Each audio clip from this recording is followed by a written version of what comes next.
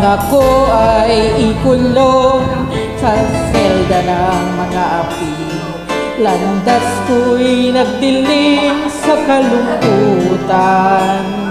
Mga mata ko'y luhaan at di alam ang gagawin sa loob ng rehas na bakal.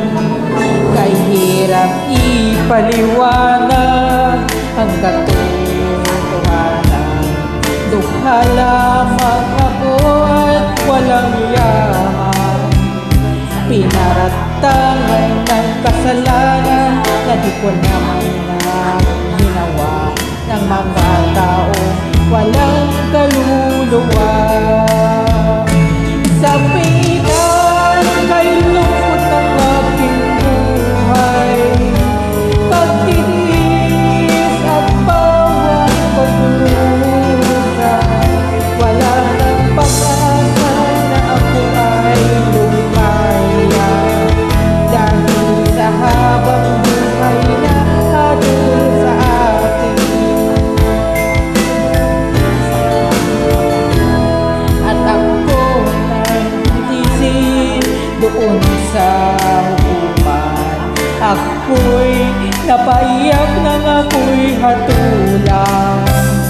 Naging pasya ng hukuman na ako ay makulong at magdusa ng mahabang taon. Nasaan na ang katarungan sa isang katulad ko? Di ba't batas natin ay pantay-pantay? Balas ng tao kung minsan ay di ko maintindihan. Ilan pa kaya ang magiging tulad ko? Isang pitan ay lungkot ng aking buhay, pagtiis at bawang pagdurusa, wala nang pag-asa na ako ay lumaya. Dahil sa habang buhay na hatol sa akin, isang pinan kay lungkot ng aking buhay, pagtitiis at bawang pagdurusa, wala nang pag-asa na ako ay lumpaya. Dahil sa habang buhay na hatol sa akin, dahil sa maling paraan ng kay Virgin.